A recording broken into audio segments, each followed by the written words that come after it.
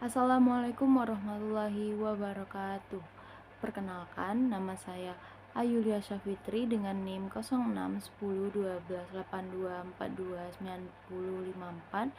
Di sini saya akan membahas tentang hakikat IPA dan pembelajaran IPA terpadu, di mana ini adalah tugas dari mata kuliah IPA dengan dosen pengampu Dr. Sofia SPD MSI. Dimana sebelum masuk materi, kita terlebih dahulu bahas tentang apa itu IPA. Istilah dari ilmu pengetahuan alam atau IPA dikenal juga dengan istilah sains. Kata sains ini berasal dari bahasa Latin yaitu scientia yang berarti saya tahu. Sedangkan dalam bahasa Inggris berasal dari kata science yang berarti pengetahuan. Hakikat IPA menurut Wahyana 1986 mengatakan bahwa IPA adalah suatu kumpulan pengetahuan yang tersusun secara sistematik dan dalam penggunaannya secara umum terbatas pada gejala-gejala alam. Perkembangannya tidak hanya ditandai oleh adanya kumpulan fakta, tetapi oleh adanya metode ilmiah dan sikap ilmiah. Pembelajaran IPA terpadu merupakan konsep pembelajaran sains dengan situasi lebih alami dan situasi dunia nyata siswa, serta mendorong siswa membuat hubungan antar cabang sains dan antara pengetahuan yang dialaminya ataupun dimilikinya dengan penerapannya dalam kehidupan mereka sehari-hari. Pembelajaran IPA terpadu adalah pembelajaran yang memiliki hubungan erat dengan pengalaman sesungguhnya atau pengalaman yang nyata. Selanjutnya, ada ruang lingkup IPA terpadu yang ada 4, yaitu fisika, biologi, kimia, dan bumi serta alam semesta. Yang pertama itu ada biologi, di mana di biologi ini meliputi objek IPA, klasifikasi makhluk hidup, organisasi kehidupan, energi dalam kehidupan, interaksi makhluk hidup dengan lingkungannya, pencemaran lingkungan, pemanasan global, sistem gerak pada manusia, struktur tumbuhan, sistem pencernaan, sistem ekskresi, sistem reproduksi, hereditas, dan perkembangan penduduk. Selanjutnya ada kimia, di mana meliputi karakteristik zat, sifat bahan, bahan kimia, unsur, senyawa, dan campuran. Yang ketiga yaitu ada fisika, di mana fisika ini meliputi energi dalam kehidupan, suhu, pemuaian, dan kalor. Yang keempat ada bumi dan alam semesta, di mana di bumi dan alam semesta ini meliputi struktur bumi, tata surya, gerak edar bumi, dan bulan. Adapun unsur IPA menurut Asih dan Eka dengan merujuk pada definisi Kerin dan Sun, maka IPA memiliki 4 unsur utama, yaitu sikap, proses, produk, dan aplikasi. Yang pertama ada sikap, di mana IPA memunculkan rasa ingin tahu tentang benda, fenomena alam, makhluk hidup, serta hubungan sebab akibat. Persoalan IPA dapat dipecahkan menggunakan prosedur yang bersifat open-ended. Yang kedua ada proses, di mana prosedur pemecahan masalah pada IPA memungkinkan adanya prosedur yang runtut dan sistematis melalui metode ilmiah. Metode ilmiah ini meliputi penyusunan hipotesis, perancangan eksperimen, evaluasi, pengukuran, dan penarikan kesimpulan. Yang ketiga ada produk. IPA menghasilkan produk berupa fakta, prinsip, teori, dan hukum. Dan yang terakhir yaitu aplikasi, di mana penerapan metode ilmiah dan konsep IPA dalam kehidupan sehari-hari. Adapun tujuan dari pembelajaran IPA terpadu yang pertama yaitu meningkatkan efisiensi dan efektivitas pembelajaran. Yang kedua yaitu meningkatkan minat dan motivasi. Yang ketiga yaitu beberapa kompetensi dasar dapat dicapai sekaligus. Tidak lupa ada juga manfaat dari pembelajaran IPA terpadu, yaitu yang pertama, sejumlah topik yang tertuang di setiap mata pelajaran mempunyai keterkaitan konsep dengan yang dipelajari siswa. Yang kedua yaitu melalui IPA terpadu memungkinkan peserta didik memanfaatkan keterampilannya mempelajari keterkaitan antar mata pelajaran. Yang ketiga yaitu IPA terpadu melatih peserta didik membuat hubungan inter dan antar pelajaran sehingga dapat memproses informasi yang didapatkan memungkinkan berkembangnya jaringan antar konsep. Dan yang terakhir atau keempat, IPA terpadu membantu peserta didik memecahkan masalah dan berpikir kritis untuk dapat dikembangkan melalui keterampilan dalam situasi nyata. Selanjutnya yaitu karakteristik pembelajaran IPA terpadu. Ada 5 karakteristik pembelajaran IPA terpadu, yaitu yang pertama, pembelajaran berpusat pada anak. Yang kedua, memanfaatkan pembentukan pemahaman dan kebermaknaan. Yang ketiga, belajar melalui pengalaman langsung. Yang keempat, yaitu lebih memperhatikan proses daripada hasil. Yang kelima, yaitu syarat dengan muatan keterkaitan. Selanjutnya, ada konsep pembelajaran dari IPA terpadu, di mana ditinjau dari cara memadukan konsep, keterampilan, topik, dan unit tematisnya.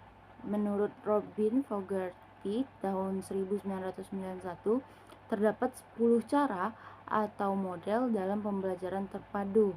Ke-10 cara atau model tersebut adalah fragmented, connected, nested sequence, share, webbed, threaded, integrated, immersed, dan network. Dari sejumlah model pembelajaran terpadu, 3 diantaranya sesuai untuk dikembangkan dalam pembelajaran sains di tingkat pendidikan di Indonesia. Ketiga model yang dimaksud adalah model keterhubungan atau connected, model jaring laba-laba atau webbed, dan model keterpaduan atau integrated. Di mana dari ketiga model pembelajaran yang cocok di Indonesia tadi memiliki kelebihan dan kekurangannya sendiri. Di mana yang model pertama yaitu integrated, di mana integrated ini memiliki karakteristik yaitu membelajarkan konsep pada beberapa KD yang beririsan atau tumpang tindih. Hanya konsep yang beririsan yang dibelajarkan. Dan integrated ini memiliki kelebihan yang pertama yaitu pemahaman terhadap konsep lebih utuh atau holistik. Yang kedua yaitu lebih efisien. Yang ketiga yaitu sangat konseptual. Adapun kekurangannya yaitu KD-KD yang konsepnya beririsan tidak selalu dalam semester atau kelas yang sama. Yang kedua yaitu menuntut wawasan dan penguasaan materi yang luas. Yang terakhir atau yang ketiga yaitu sarana prasarana misalnya buku belum mendukung. Selanjutnya model yang kedua, webbed atau jaring laba-laba memiliki karakteristik yaitu membelajarkan beberapa KD yang berkaitan melalui sebuah tema. Adapun kelebihan dari model webbed atau jaring laba-laba yaitu yang pertama, pemahaman terhadap konsep utuh. Yang kedua, konseptual. Yang ketiga yaitu dapat dipilih tema-tema menarik yang dekat dengan kehidupan kita. Adapun kekurangannya yaitu KD-KD yang konsepnya berkaitan tidak selalu dalam semester atau kelas yang sama. Yang kedua yaitu tidak mudah menemukan tema pengait yang tepat. Model ketiga atau model terakhir yang cocok di Indonesia yaitu connected atau keterhubungan, di mana connected ini memiliki karakteristik yaitu membelajarkan sebuah KD, konsep-konsep pada KD tersebut ditautkan dengan konsep pada KD yang lain. Di mana connected ini memiliki kelebihan yaitu melihat permasalahan tidak hanya dari satu bidang kajian. Yang kedua yaitu pembelajaran dapat mengikuti KD-KD dalam standar ini. Adapun kekurangan dari connected ini yaitu kaitan antara bidang kajian sudah tampak tetapi masih didominasi oleh bidang kajian tertentu.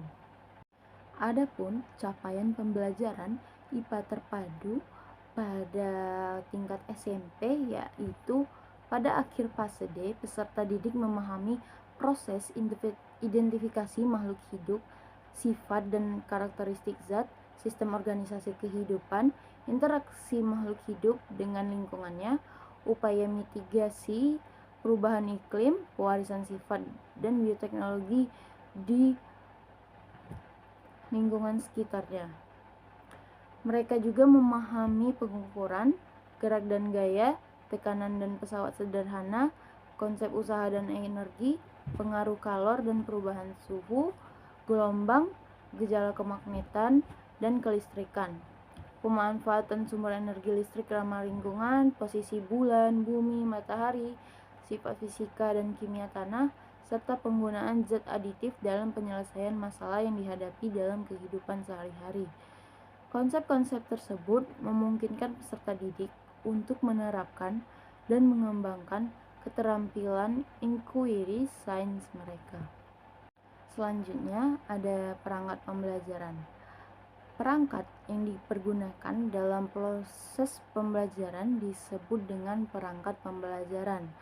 Perangkat pembelajaran yang diperlukan dalam mengelola proses belajar mengajar dapat berupa buku siswa, silabus, rencana pelaksanaan pembelajaran atau RPP, lembar kerja siswa atau LKS, instrumen evaluasi atau tes hasil belajar atau THB, serta media pembelajaran. Perangkat pembelajaran pada IPA terpadu yang pertama ada silabus. Silabus merupakan tahap awal pengembangan kurikulum yang merupakan seperangkat rencana berupa ringkasan, garis besar, ikhtisar, atau pokok-pokok isi pada kelompok mata pelajaran tertentu yang mencakup standar kompetensi-kompetensi dasar, materi pokok atau pembelajaran, kegiatan pembelajaran, indikator pencapaian kompetensi untuk penilaian, alokasi waktu, dan sumber belajar. Di mana menurut BNSP tahun 2006 dalam mengembangkan silabus harus memenuhi beberapa prinsip, yaitu ilmiah, relevan, sistematis, konsisten, memadai, aktual, dan kontekstual, fleksibel, dan menyeluruh. Di mana ilmiah artinya kesimpulan materi dan kegiatan yang menjadi muatan dalam silabus harus benar dan dapat dipertanggungjawabkan secara keilmuan. Selanjutnya yaitu relevan yang dimana artinya cakupan, kedalaman, tingkat kesukaran, dan urutan penyajian materi dalam silabus sesuai dengan tingkat perkembangan fisik, intelektual, sosial, emosional, dan spiritual peserta didik. Yang ketiga yaitu sistematis, di mana komponen-komponen silabus saling berhubungan secara fungsional dalam mencapai kompetensi. Yang keempat yaitu konsisten, di mana adanya hubungan yang konsisten antara kompetensi dasar, indikator, materi pokok, pengalaman belajar, sumber belajar, dan sistem penilaian. Yang kelima yaitu memadai, di mana artinya cakupan indikator, materi pokok, pengalaman belajar, sumber belajar, dan sistem penilaian cukup untuk menunjang pencapaian kompetensi dasar. Yang keenam yaitu aktual dan kontekstual, di mana artinya cakupan indikator, materi pokok, pengalaman belajar, sumber belajar, dan sistem penilaian memperhatikan perkembangan ilmu, teknologi, dan seni mutakhir dalam kehidupan nyata dan peristiwa yang terjadi. Selanjutnya yaitu fleksibel, yang artinya keseluruhan komponen silabus dapat mengakomodasi keragaman peserta didik, pendidik, serta dinamika perubahan yang terjadi di sekolah dan tuntutan masyarakat. Yang terakhir yaitu menyeluruh, di mana artinya komponen silabus mencakup keseluruhan ranah kompetensi, yaitu kognitif, afektif, psikomotorik. Perangkat pembelajaran yang kedua ada RPP atau Rencana Pelaksanaan Pembelajaran. RPP adalah skenario perencanaan pembelajaran tahap demi tahap mengenai aktivitas yang akan diimplementasikan guru dalam mengajar siswa di kelas pada materi yang akan dipelajari sehingga pembelajaran bisa tercapai secara maksimal. Fungsi RPP dibagi menjadi dua, yaitu fungsi perencanaan dan fungsi pelaksanaan. Fungsi perencanaan RPP hendaknya dapat mendorong guru lebih siap melakukan kegiatan pembelajaran dengan perencanaan yang matang. Oleh karena itu, setiap guru wajib memiliki persiapan yang baik, baik dari persiapan tertulis ataupun persiapan yang tidak tertulis. Selanjutnya yaitu dari fungsi pelaksanaan.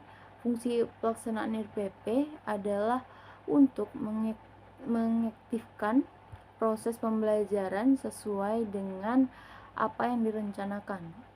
Oleh karena itu, kegiatan pembelajaran harus terorganisasi melalui serangkaian kegiatan tertentu dengan strategi yang tepat. Adapun perangkat pembelajaran yang terakhir yaitu LKS atau lembar kerja siswa. Lembar kerja siswa atau LKS merupakan suatu bahan ajar cetak berupa lembar-lembar kerja kertas yang berisi panduan-panduan siswa dalam melakukan kegiatan eksperimen atau demonstrasi. Fungsi dari lembar kerja siswa atau LKS ini yang pertama ada sebagai bahan ajar yang bisa meminimalkan peran pendidik namun lebih mengaktifkan para peserta didik. Yang kedua yaitu sebagai bahan ajar yang mempermudah peserta didik untuk memahami materi yang diberikan. Yang ketiga yaitu sebagai bahan ajar yang ringkas dan kaya tugas untuk berlatih. Yang terakhir yaitu memudahkan pelaksanaan pengajaran kepada siswa. Baik, mungkin itu saja penjelasan tentang hakikat IPA dan pembelajaran IPA terpadu yang dapat saya sampaikan. Lebih dan kurang saya mohon maaf. Saya akhiri. Wassalamualaikum warahmatullahi wabarakatuh.